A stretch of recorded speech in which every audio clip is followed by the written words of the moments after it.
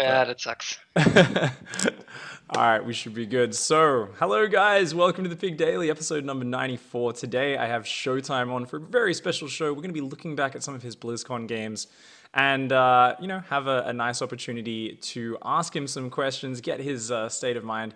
It is going to be a Protoss versus Protoss first deer. So, a note for all you guys watching live, shout out your questions in Twitch chat. Use the @x5_pig tag as we go along, shout them out. We'll definitely be answering quite a few of them at the end. We might answer a few good questions throughout the show as well. And we will be looking at 1 or 2 games. So Showtime, thanks heaps for coming on, man. Yeah, hello. I hope I can share some insight on my games, and yeah, I'm pretty much ready to go. Awesome, man. All right, well, let's hop into game then. And let's start in 3, 2, 1, play. Cool. So obviously, because this is an older replay for the guys watching, we had to sync up there a little bit. So we're going to just try and watch on the same speed the whole time. And hopefully we'll stay in sync. If we get out of sync, we'll just fix it up again. But it should be pretty good. So first of all, this is a big match for you. This was your first match in Group C of the round of 16 at Blizzcon. Were you pretty nervous going into this? Did you feel super prepared? I mean, this is your first time at Blizzcon, of course. It's a pretty big tournament. How was it, man? Like, I wouldn't say I was nervous, but I was definitely quite excited for the match. There was like pretty much no information of Dia out there, of his like PvP, so I was really not sure what to expect at all. And like in this game, it's kind of fun in the opening. You will see me mess up quite a bit. Like I had like a plan in mind, which I changed like mid early game pretty much. Ah, okay. I thought your build was a little bit odd this game. I was like, yeah. I was watching this replay last night and I was like, this is really interesting. Like, I don't see this very often. Cool. So I mean, this is pretty standard opening, right? Just 2 gates, second gas, very safe opening. Is there anything you're worried about if you don't scout super early? I mean, there's no more proxy gates or anything. There's no real cannon rush spots on this map. So there's no real rushes you're worried about, right? No, not really. Like, when you want to scout is really after the cyber core. That's when you can still get good information, and that's pretty much all you need. Like, sometimes you get cannon rush, and if you don't scout it on, they build it at like the edge of your base. Can be a bit tricky, but in general, like, you really don't need to scout early on. Awesome, yeah. And I noticed, of course, I mean, a couple changes have happened in 3.8. I guess we'll talk about that a little bit at the end. But just while we're in the early game and not too much is happening yet, do you think it's changed PvP a lot? Do you feel like adept openings are a little bit weaker? Are there any big changes so far that you've noticed? Adept openings are definitely weaker. Like, you can still pull them off, but especially like the scouting information you usually get is like a lot worse now. You can still like see the nexus pretty consistently. You just like shade on top and you see the nexus, but getting information in the main base is pretty much not possible anymore. So like, I think it's still a decent opening, but it's gotten a bit worse.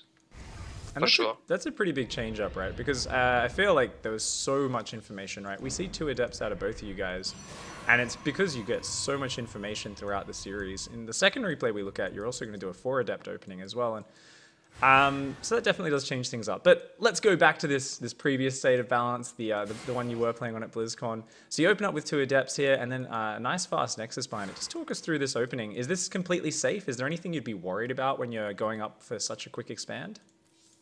And so this is kind of funny. Like, my plan was 2 adepts nexus, and then going to a Stargate. But Dia had like a really weird probe timing sent out. I was a bit worried about like a proxy pylon and like heavy pressure. So I got like supply blocked and only had like 1 stalker out instead of 2. That was like a little bit weird for me, because like I really got caught off guard by the probe, but yep.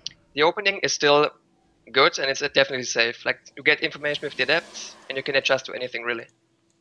Awesome, yeah. I mean, the mothership core there, of course, for the overcharge. If he goes in, he might get like 2 probes, but he's going to lose both adepts and lose all map control, right? Yeah. Now, this is interesting when you start skirmishing on the map. And this kind of works out just barely in your favor by the looks of it. But I guess an even trade is not too bad. Now, what's really interesting here is you actually end up making a couple more adepts here in just a moment. Is that something you kind of adjusted here? I really very rarely see people add 2 more adepts so early before they add more sentries or stalkers on. Is this something you kind of felt safe doing this? Like you just wanted to get more scouting? Is it specifically because you were rushing for that warp prism? Yeah, it's pretty much for the prism. Like it's something Neep started doing, I think. Then I did it a lot as well. It has fallen a bit off recently because people just got used to hiding the sentries and like in the main base, so they don't get picked off so easily. But back then it was like a really strong opening, and the Koreans they weren't really familiar with it, I think. So they always fell for it pretty much. Awesome. Okay, cool. I also wanted to ask, I mean, is it ever risky here to just go Warp Prism first? I mean, did you just feel you had enough information to completely rule out Dark Templar, rule out any sort of big like Blink or Stalker attack? You felt safe here without having an Immortal or an Observer out? Is this like a little bit of a risk sometimes if, say, you had less scouting information? If you go for like the 2 adept opening, I think I saw the Robo in the main base, so I pretty much knew what was going on, and it's pretty safe then. Alright, awesome. And this is that move you were just talking about before. The adepts in the Warp Prism, if those sentries aren't hiding like in the middle of the main base surrounded by like Overcharge or something, that's just free damage right there. That's so sick. And that completely just cuts out the scouting as well, right? Like now Dia's just got 1 Observer. That's a massive move. I think the first time a lot of people saw that in a big tournament was like, what was it, 2 weeks before this when Kesper Cup, when Neeb did it? But then, just killing those sentries, and it's all your early gas just gone, right? So that's a really powerful move. Did you, this is kind of off point, obviously you're just using this to kind of put on some damage. You've got a very macro-oriented plan behind this, right? It's 2 gate, Robo into Twilight, now dropping a 3rd gate, you're macroing up pretty hard. Do you think there's any potential to do like a timing attack if you take down the sentries like this because your opponent doesn't have any scouting information? Have you ever considered like throwing in an opening pressure like this and then following up with like a big cheesy adept attack or something like that? Like back then, the adept attacks already have fallen off quite a bit, so I wasn't really doing it anymore. And I'm not sure if you can really put on pressure just because you kill the sentries. Like there's still gonna be immortals, pylons. I think it's like we just take it as a bonus and try to get in a better spot in the macro game, I think. Nice. I'm here. Cool. Alright, so you're coming on in. You're going to be scouting with the Hallucinated Phoenix. At this point in the game, you've been playing it just like very much focused towards that Blink game, right? This was kind of that shift we saw in the meta just before BlizzCon where a lot of people started swapping to Blink Disruptor play again. And you're just going straight Blink. No Glaives upgrade on those Adepts yet, just a couple of Mortals. Talk us through your kind of state of mind at this stage of the game. Is this kind of just like your rock solid, this kind of stops all the standard options, this allows me to get up my economy, my tech, all at a decent rate? Is this solid, what you're doing here? Is this reacting? Are there any edges that you're cutting here? So this is kind of interesting. Like recently, we've gone back to more Stalker, Immortal, Sentry-based timing attacks because it's really good if someone goes for disruptors like me in this game. But back then, I think like we kind of had like this agreement between Protosplay that we put on the disruptor, the Robo Bay, and we make disruptor and just make a macro game. So like it changed recently a bit that if you go for disruptors really early on, you're just gonna die most likely. Because like if you look at my army, I have 1 sentries, 2 immortals. It's like it just dies to like a big Stalker Immortal Sentry push. The force fields are just gonna be too brutal, right? Yeah. Okay, that's actually really interesting because that's something we keep seeing rotate in PvP, right? Is there's certain aggressive builds which become super popular and then they kind of phase out after a short time of being in the meta. People find a way to defend them. Recently it was those huge Adept attacks, Adept Immortal Archon, right? Like a few months ago, that's all we saw every game. People were just kind of going YOLO at each other. But nowadays it's kind of, people said, well, if you get like 1 disruptor out against that, you just like wreck it with pylon overcharge and warping in your own like defensive adepts and using blink to just micro, like the adepts couldn't break you very well. So that's interesting now that people are just doing, well, I'm basically going to do the same army as yours with a few more sentries and just a few more units because I'm not taking towards disruptors and I'm just going to overwhelm you using the ranged army. Yeah, and it's like, it's kind of like both players know this is a possibility, so both do it in the kinda. But like sometimes one guy is staying on 44 probes, just like pure army. The other guy makes like 10 probes more, and you can still kinda defend it then. So it's this is like really tricky, I think. The current meta. Oh yeah. It's like the Korean way of playing StarCraft is always look for the way to kill the guy, not the way to defend. And it's Yeah, like exactly. the rare macro beasts like Zest and stuff who are like usually they'll still mix that stuff in, but they kind of look for the macro options. So this is kind of that interesting state of the game where warp prisms start coming in and being really irritating. I noticed you got a cannon on your natural, cannon in your main, so basically you've just got this like kind of solid DT defense. You've got the mothership core as well, which can help zone out those bases. You've even got 2 cannons on the third, so super safe against all those different run-bys and pieces of harassment. And just going into double disruptor production. So I'm just going to look at my notes here. So you did go Twilight off 2 gates this game a bit earlier as well. That's something I assume you can't just do this blind every game, right? Just go 2-gate, Robo, Twilight, and then macro like non-stop. Obviously, like there's certain really silly all-ins which you're kind of constantly checking for as a high-level player. This is something I'm kind of trying to bring it back to a level of advice for players who are maybe in the middle leagues on ladder, in terms of, in their cases, sometimes they might want to be, you know, getting out an Immortal earlier if their scouting isn't as good. They might want to get out an Observer earlier if their scouting isn't as good. Whereas you were constantly checking in his base with Adept, seeing he's building probes constantly, he's getting Robo, and then like a later Twilight, all these things which kind of aren't really aggressive options, right? And that's part of why you're kind of both having this very smooth build-up with just small amounts of pressure in the early stages on both sides. Do you think that's like a fair assessment of it? Yeah, pretty much. Like the Twilight pretty much goes down. Like the Robo you can always put on the Robo. Like 2-gate Robo, it's a safe opening. The Twilight is a bit greedy if you don't know what's going on. So you really want to see the Nexus timing. If it's anything like past 3 minutes, I wouldn't recommend putting down the Nexus at the Twilight. Just like stay on the Robo for a little bit. But if you see like a Nexus before that, it's always safe to get the Twilight, I think. Yeah, okay, awesome. So that very first Adept Scout, which you're always still going to be able to get that Scout, which is why 2 Adept openings are still very popular. Always going to be able to check the Nexus timing, and that's like the one thing which is, yeah, okay, I should be fine to do this. It's not going to be some crazy one base all-in or something like that. So just seeing the Nexus is enough info. That's really cool. So now we get to this crazy point of the game where there's just insane Disruptor wars. And this is a point where I really wanted you to just talk me through exactly what you're focusing on here. So first of all, number one, how do you control your army in terms of hotkeys? You've got just 2 control groups here, or is it all on one? I do 2 control groups. Like one is pretty much the Stalkers and whatever else I have, like Immortal Sentries, and the other one is the Disruptors. And pretty much what you want to do is like, you kind of want to get an idea where the army of the opponent is, and just like keep shooting like Disruptor balls at them.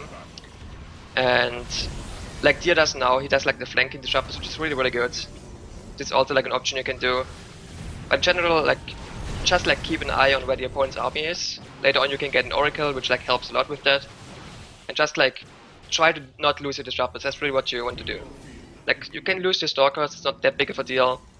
But if you lose all your Disruptors to one shot, then it's pretty much game. So you're kind of manually spreading those Disruptors out a bit. I notice you sometimes individually are clicking a Disruptor forward to fire it, so that you're not accidentally bringing them all forward and then having them all exposed to a shot. So just kind of constantly preparing. We see here the Disruptors kind of spread out a little bit, and as you move forward, in this case you didn't pull one out separately, but you just fired one and then clicked the rest back. Fire 2 shots, click them all back. So that's really cool to see, and it is this real back and forth zoning war. You know what, let's actually go back to the 11-minute mark, because I think this is really that big Disruptor phase of the game. So let's go sync up on 11 minutes. Because this whole phase here, I think, is really where we get to see this action, and I'd love to just kind of watch this again while we continue to talk about it. Alright, I got 11 minutes. Alright, I'll be there in just a sec. Okay, cool. So I'm going to put this on your camera, play, and so now that we've got it on your camera, we can see your vision, where your screen's moving and that sort of stuff, and it's going to make it a bit easy for the viewers to visualize. But we see that you kind of got forced into a bit of a nasty position where you were quite far back, but you kept your Disruptors forward, especially at least 1 or 2 Disruptors, so that they could always keep firing. Because as long as you've got a Disruptor forward, it can zone out their army, right? And eventually, if he stayed too long, it's like really crazy micro-intensive, and there's a good chance he messes up and takes a bad Disruptor shot there. And I noticed you're both going for oracles, obviously both fighting for that vision. But in this early stage, you were both kind of trying to desperately keep your observers alive above your army because you didn't want to lose your observer and then have his observer be able to just fly on top of your army and kind of have free vision over everything. And I noticed also you were kind of using hallucinations as well. So I guess you kind of use observers slash hallucinations slash just poking stalkers or disruptors forward as your early game vision. And then once the oracle kicks in, you just have map hack on their army permanently, right? Yeah, like as I said, keeping an eye on the opponent's army is really, really important. Like you don't want to get caught off guard by like just a few disruptor shots going into your disruptors and you just lose all of them. So always like try to have an idea where the opponent's army is. That's really important. And we see here, whenever you kind of have a good idea of where your opponent's army is, like you had there, he was kind of getting pushed back more and more. And it's very hard for him to tell where your whole army is. Now that he's got the revelation, of course he knows, but it becomes really frightening for him to ever move towards that fog. And same for you. When, like this ramp here, for instance, you can't just walk up there because you have no idea where his army is. Because you didn't know where his army was, he kind of snuck up, rotated there, and snapped 2 of your disruptors off. But now you're going with the flanking disruptor on the right, which is really cool, but does get caught by a stasis trap, unfortunately. And what's interesting here is it really becomes like a zoning battle. You're both such good players. Like this is incredibly high level disruptor wars where neither of you is going for one of these crazy kind of YOLO, I'm just going to dive in maneuvers. You are occasionally picking off disruptors off each other, but because you're only ever sending 1 or 2 forward, it's never that, oh, I'm going to lose all my disruptors at once. So you actually start to transition towards Tempests here, and Deer's just a little bit later to do that. And I mean, you're a bit ahead in economy as well. You kind of, I think, had the macro edge all game long. But this really was the old way to close out these wars. Are you worried that with the new patch and the Tempests not having a lot of anti-ground range, like you're just going to be stuck on blink disruptors? Like how will you break this situation in 3.8? Yeah, it's pretty much how it goes right now. Like it's just never-ending stalker disruptor wars until one player makes a big mistake and dies. It's like that's not going to be good for your blood pressure. Yeah, it's pretty tense. But at the same time, if I had to be honest, like I didn't like when I was the player getting the Tempest, my opponent had none. That's like a really good feeling, right? But if both go with like Tempest and like the Tempest wars, they were really stupid as well. So I'm a little bit sad because I'm not too big of a fan of Stalker Disruptor, but at the same time I wasn't too big a fan of the Tempest wars either. So it's kind of, I don't know. It's still decent, I guess. Fair enough. I mean, that's actually a smart way to look at it, because yeah, it's one of those things where if you're consistently getting the Tempest before your opponents, you're like, yeah, this is awesome. I get to win because I'm getting the better tech and upgrades. You know, I've got the better strategy. And then it's like, then your opponents learn how to get the Tempest at the same time as you, and you've got this just ridiculous Tempest focus fire battle, which gets so silly. And it's like, yeah, okay, like we can go back to Blink Disruptor battles maybe. What's interesting in this whole middle stage, and we can go off your camera now since we've had a good look at how you're constantly zoning with those engagements, and you're constantly trying to, you know, use these disruptors to push back each other's armies and buy space, and then the more space you have, you know, you've got more room to pull your army back when your APM is busy looking elsewhere, right? Like there's this habit, whenever you get pulled away by a counterattack, even if you had to split your army, you will pull your units away because you never want to be on the edge of vision. And that's something for someone who's newer to this sort of engagements. It used to be kind of the same with like the old Wings of Liberty and Festa battles, where it's like you never want to be caught on the edge of vision, because if they just like land their fungals on your army, like you're just gonna die. So whenever you have to go macro, whenever you have to go do a counterattack or defend a harassment, you always like pull your army back like a screen or two, so it buys you time. Even if they move forward there and you're not watching, you've got at least like a 5-second window before they catch up with your army, so you know you give yourself a bit of safety. And this is something you can use obviously as all races in many different situations, but especially when you've got very powerful AoE. It's the same with Terran against Storm. You never just sit on the edge of fog when there's a Protoss army with Storm there, and you've got to be watching your ghosts, watching your splits.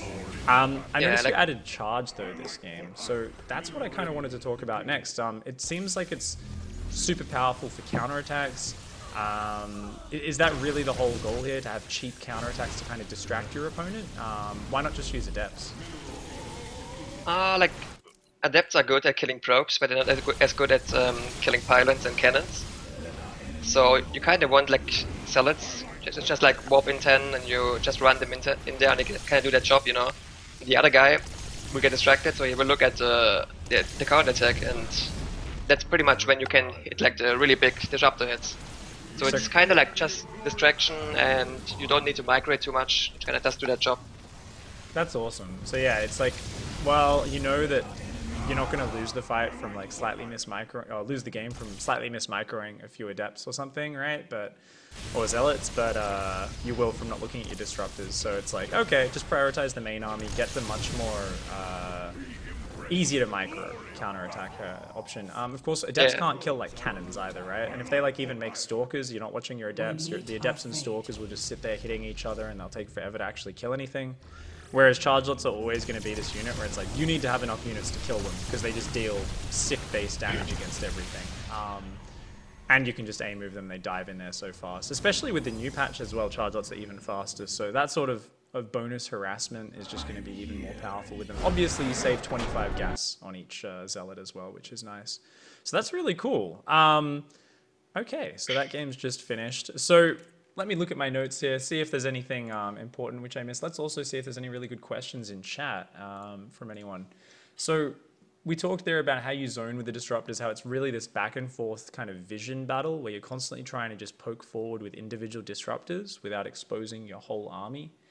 Of course, there was that really nice warp prism shade maneuver where you shade in, pick up the adepts right after they kill the sentries and keep them all alive, which is beautiful. I really hate Kesper Cup for happening, and then, you know, that whole period of you guys doing this in tournaments, because like every Korean ladder Protoss player would just love to do this every game. Like the moment you guys started doing this in tournaments, there's always like the high masters Korean ladder player who can't really macro that well, but if there's a fancy micro maneuver, he will do it over and over again. And I'll just be losing my sentries every PvP, and I'm like, God damn it, man. Let me keep my sentries alive.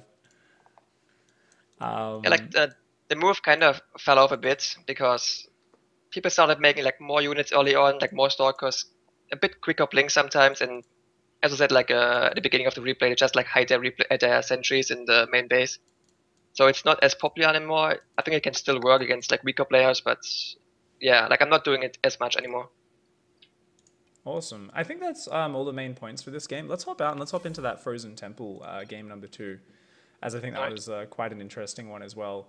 It kind of gets to that position. I think what's really helpful is like how Deer does this like macro aggression to you on that map with like the push on the narrow front of Frozen Temple, which I know a lot of Protoss players really struggle with. So I'm very interested to kind of just look at the openings, get through to that point.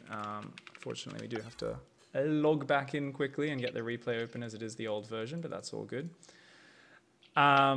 Big thanks to Jam